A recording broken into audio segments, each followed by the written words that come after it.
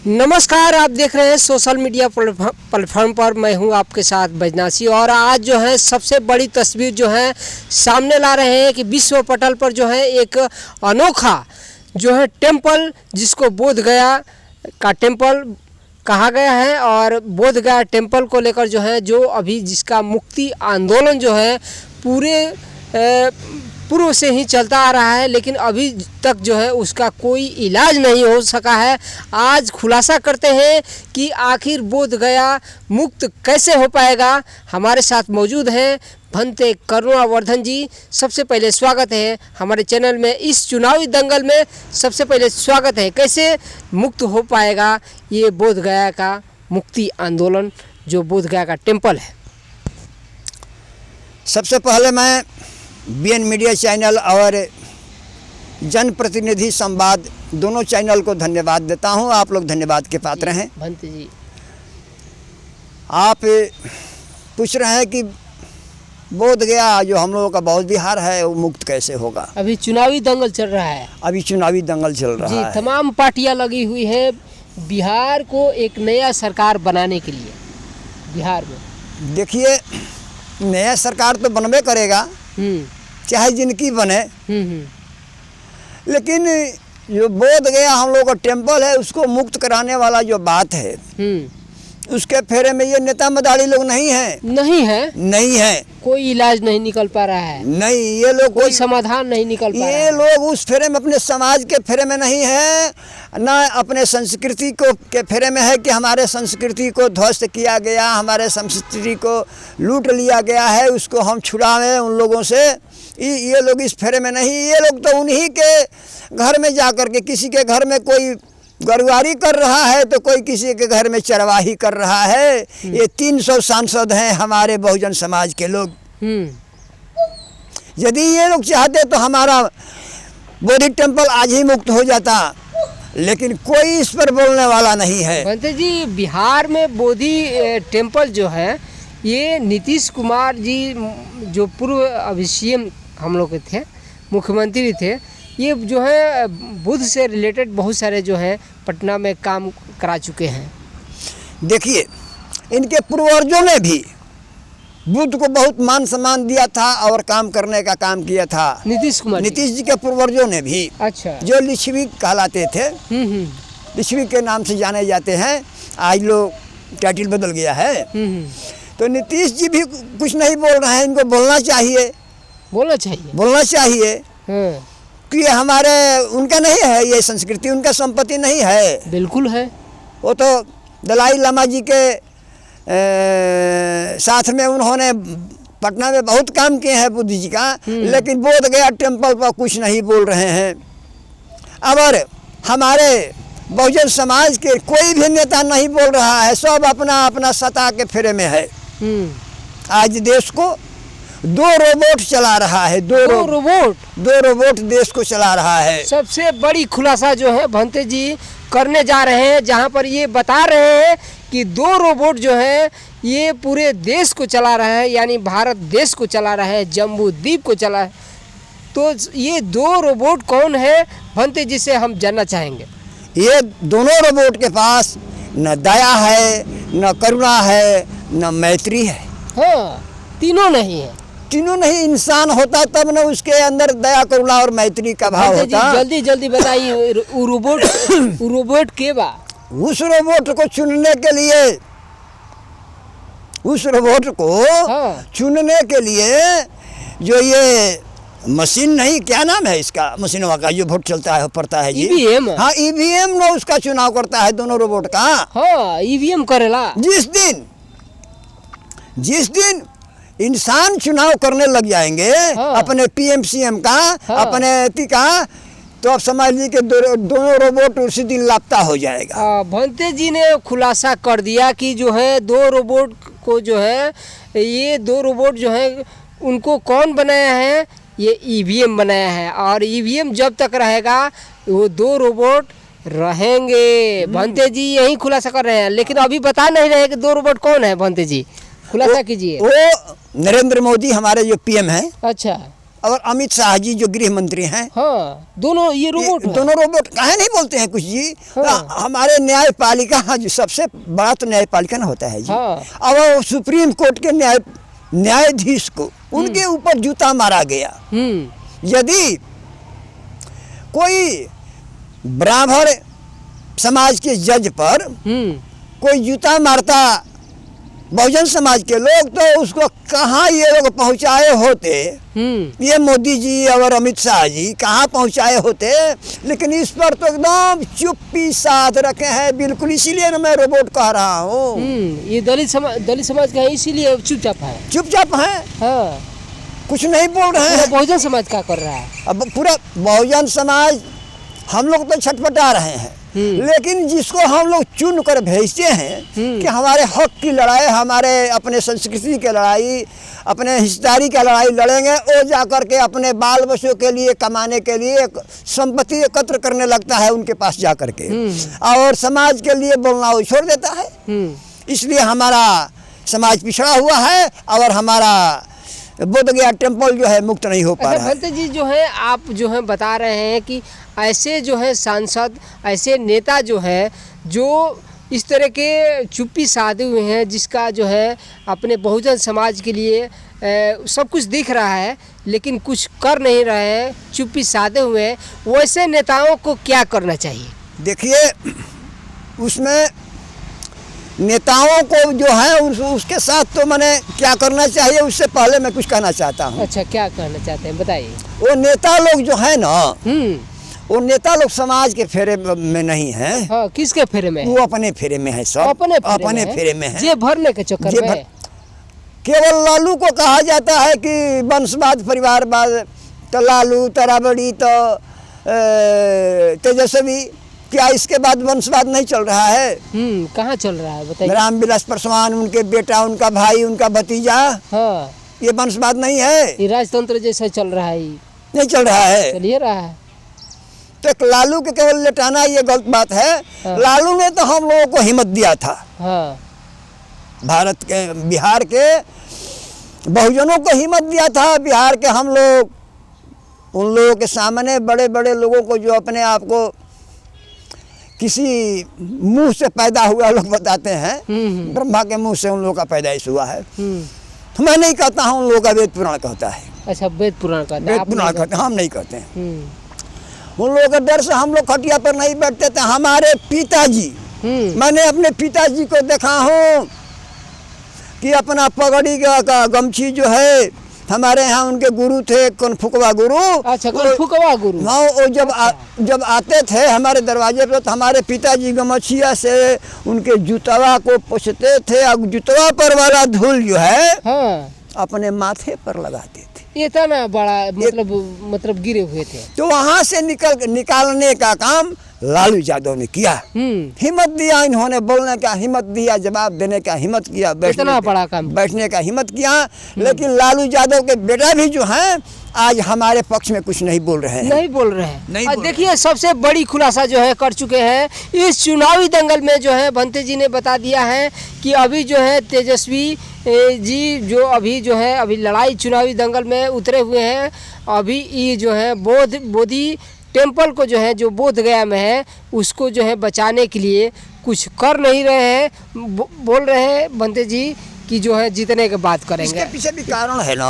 हाँ। जानते हैं इसके पीछे कारण है? क्या कारण है? कारण ये है कि हमारे बहुजन समाज ही जो है अभी हिंदू बना हुआ है। हिंदू बना हुआ है, ठीक ना? अच्छा, जब तक ये हिंदू बना रहेगा तो डरते हैं ना जी। 33 करोड़ देवी से या 56 करोड़ देवता से डरते हैं ना। नेता लोग भी डरते हैं हिंदुओं से। हाँ, डर है। इसलिए देवता से डर नहीं है। किससे डर है? देवता को मानने वाले से डर है, बहुजनों से डर है। हाँ। क्योंकि वो हिंदू देवी देवताओं को मानता है। आज यदि बौद्ध का प्रचार करेंगे तो लोग कहेंगे ये हिंदू धर्म का खिलाफ करता है, इसको वोट मत दीजिए। हमारा ही समाज कहेगा। जबकि उसको वो हिंदू नहीं है, वो हिंदू नहीं है। हमारे समाज वो हिंदू बना हुआ है। यदि हम हिंदू हैं तो हिंदू सब एक हैं। खान पान, रहन सहन, शादी संबंध होना चाहिए। तो न जाने कितने प्रकार के हिंदू हैं हमारे भारत में, कितने प्रकार के ये लोग हिंदू बनाए हैं कि अभी जब हिंदू हैं तो एक है, वोट के लिए एक है, शादी विवाह करने के लिए शादी विवाह करने के लिए एक नहीं है, तब कैसा हिंदू? भंते जी ये सवाल उठता है कि अभी जिस प्रकार से अभी नीतीश कुमार जी जो पूर्व सीएम रह चुके हैं और उनकी चुनावी जो है सियासी जो दंगल है, जो चुनावी रणनीति में अपना कदम फिर से रखे हुए हैं और पिछले बहुत साल जो है कई बार 8-9 बार जो है मुख्यमंत्री रह चुके हैं, उनके अनुभव जो है बता रहे हैं और उनके द्वारा जो बौद्ध धर्म पर जो है बहुत सारे कार्य कर चुके हैं और उनकी रणनीति जो उनकी मानसिकता जो है, उनकी रणनीति जो है मतलब कि वैसे नेता जो हैं अभी तक नहीं दिखने को मिलते हैं, बहुत कम दिखने को मिलते हैं और उनके द्वारा बौद्ध धर्म पर कार्य भी किया गया है और नए नए बहुत सारे नेता आ रहे हैं। लेकिन इस चुनावी दंगल में जो है आप क्या कहना चाहेंगे उन पर? देखिए, हमारे माननीय मुख्यमंत्री, पूर्व मुख्यमंत्री नीतीश कुमार जी वो अच्छे व्यक्ति हैं, अच्छे व्यक्ति हैं, ऐसा नहीं है कि गलत आदमी है, लेकिन उन रोबोटों के साथ में हो गए हैं। उन रोबोटों के साथ में हो गए? हाँ, और रोबोट के डर से नहीं कुछ बोलते हैं। हाईजेक हो गए का? हाँ, लगता है कि कोई दबाव बना हुआ है कि यदि बौद्धों का बात करेगा तो तुम्हारी ये हसर होगी। तो ये भी जानते हैं कि पलटू चाचा हैं? हो सकता है, अगर पलटी मार देंगे, अगर नीतीश भैया अगली बार जब पलटी मार देंगे तब तो बाजी हम लोग की हो जाएगी। बाजी लग जाएगी, मतलब हम लोग की। आप लोग का बोध गए हाँ, हम लोग का काम मुक्त हो जाएगी यदि अगली बार ये बाजी पलटी मार देते हैं तो। पलटी मारना इसके पीछे भी कारण होता है, वहाँ तक मैं नहीं जाऊँगा क्या कारण है। भंते जी बता दीजिए, भंते जी बताइए, आप जो है छिपा रहे हैं आप कुछ। देखिए, किसी के साथ कोई क्यों छोड़ता है? जब उनके साथ असुविधा होने लगता है तो असुविधा होने लगता है तब न कोई साथ छोड़ता है कि भाई। बिल्कुल बिल्कुल सही बात है। तब इनके साथ असुविधा हुआ है तब न साथ छोड़े हैं। और जान कर जहर खाए हैं, जान के जहर खाए हैं, जान कर जहर खाए हैं। अच्छा, जानबूझ करके वहाँ भी नहीं जाना चाहिए था। उनका अपने अंतरात्मा से पूछेंगे तो उनका अंतरात्मा भी नहीं कहता होगा कि वहाँ चलो, लेकिन मजबूर होकर लोग पाप भी करते हैं, गलत काम भी लोग मजबूर होकर करते हैं। हाँ, तो ये जानबूझ करके ये वहाँ गए, जानबूझकर वहाँ गए हैं। अब अरे लगता है अपने आप को बचा रहे हैं, बाकी देखने में, सुनने में अभी तक यही मिलता है कि हमारे नीतीश बाबू जो हैं बिल्कुल बेदाग हैं, उन पर कोई दाग नहीं है, वो बिल्कुल निष्कलंक है, कोई धब्बा उन पर नहीं है। और जो धब्बा लगाने वाले हैं उन पर हजारों धब्बा है। हाँ, इतना बड़ा खुलासा कर रहे हैं भंते जी ने, बहुत बड़ा खुलासा कर दिया है कि नीतीश कुमार जी पर जो है, नीतीश कुमार बेदाग हैं और उन पर जो है दाग लगाने वाले, उन पर धब्बा लगाने वाले जो हैं बहुत लोग हैं, लेकिन सबसे पहले उन्हीं पर दाग लगा हुआ है। ये बड़ा खुलासा भंते जी कर रहे हैं। भंते जी, आपसे अगला सवाल ये रहेगा कि जो है जिस प्रकार से एक तरफ एनडीए सरकार है, इंडिया गठबंधन की सरकार है, और एक तरफ जो है एनडीए सरकार है, मतलब एनडीए गठबंधन है, और एक तरफ जो है जन सुराग है, बहुत सारे तमाम पार्टियां हैं, बहुजन की पार्टी है, और तीसरा मोर्चा अभी तैयार हुआ है जो अपनी जनता पार्टी जो स्वामी प्रसाद मौर्य की है, और ओवैसी की एक पार्टी है, और एक चंद्रशेखर रावण की तीसरी जो है मोर्चा जो है बन चुकी है। तमाम पार्टियां जो है इस चुनावी दंगल में लगी हुई हैं। क्या लगता है कि इस चुनावी दंगल में जो है बोध गया का जो है बुद्ध विहार मुक्त हो पाएगा या फिर ऐसे ही चलता रहेगा? इस चुनावी दंगल में आते रहेंगे लोग, चुनाव लड़ते रहेंगे और ये बुद्ध विहार जो है मुक्त नहीं हो पाएगा, क्या लगता है? देखिए, बिहार में जब तक राजनीतिक उलटफेर नहीं होगा, सत्ता उलटफेर नहीं होगा, सत्ता को हम लोग जब तक चेंज नहीं करते हैं, सत्ता हमारे पक्ष में नहीं जब तक होता है, बहुजनों का जब तक सत्ता नहीं होता है, तब तक ये हम लोगों का बहुत टेम्पल जो है मुक्त होने वाला नहीं है। नहीं है क्योंकि नीतीश बाबू बोलेंगे नहीं कुछ उन लोगों के दबाव से, और वो लोग चाहते नहीं हैं, क्योंकि यहाँ से यदि हो गया तो जितना खजुराहो वगैरह जितना भी बड़े बड़े टेम्पल जो है ये सब बुद्धों का है। और मैं ये भी कुछ भविष्यवाणी तो नहीं करता हूँ, लेकिन मैं अपना अनुभव बता रहा हूँ कि आने वाले समय में ये बौद्धों की विरासत जो है फिर लौटेगी। इतना बड़ा खुलासा कर रहे हैं भंते जी की जो है आने वाले समय में भविष्यवाणी कर दिए हैं कि भंते जी जो है आने वाले वक्त जो आने वाले होगा ये बौद्धों का साम्राज्य होगा, यानी बौद्ध सनातन होगा। और जो है पूर्व में जो जम्बू द्वीप था, जो जम्बू द्वीप भारत का नाम था, वो जम्बू द्वीप पूर्तो जो है सनातन बौद्धम ही हो जाएगा। मोदी जी को इस पर कहना चाहिए। सनातन को तो ये लोग झूठ मूठ को सनातन नाम लेते हैं, तो सनातन का ये करना चाहिए, बोलना चाहिए कि किसे सनातन कहते हैं। तो राम को ये लोग सनातन कहते हैं। हाँ, कौन है सनातन? बताइए। अब राम सनातन है, हाँ। तो राम के दादाजी लोग क्या थे बताइए। नहीं, अब प्रश्न उठता है कि नहीं? बिल्कुल सवाल उठता है। लोग कहते हैं कि मरने पर कि राम नाम सत्य है। राम नाम सत्य है। राम के दादा, हाँ। आज, हाँ। दिलीप, भागीरथ, कपिल, ये जो थे, हाँ। उस समय कौन नाम सत्य था? कौन नाम सत्य था? सवाल उठता है ना। हाँ, सवाल उठता है, बिल्कुल सवाल उठता है। ये राम नाम सत्य नहीं है। हाँ। सत्य है सो सत्य है, ये है प्रकृति जो है सत्य है। प्रकृति सत्य है। Nature is God. Nature is God. अच्छा, तो यही सत्य है। और आने वाले समय में ये भारत की भूमि फिर बौद्धमय होगा। जो राजा बृहद्रथ ने पूरे जम्बू द्वीप को बौद्धमय बनाने का संकल्प किया था, देखा था सपना उन्होंने, वो पूरा होगा।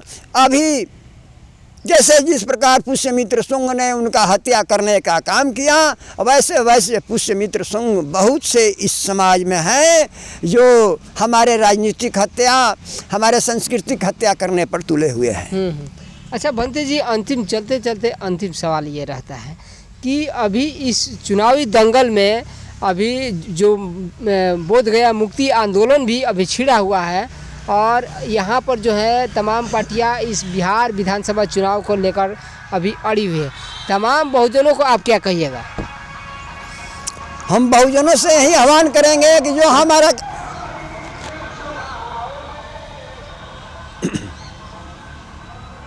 चुनावी दंगल में तमाम बहुजनों को आप क्या सलाह देंगे, उन्हें क्या करना चाहिए?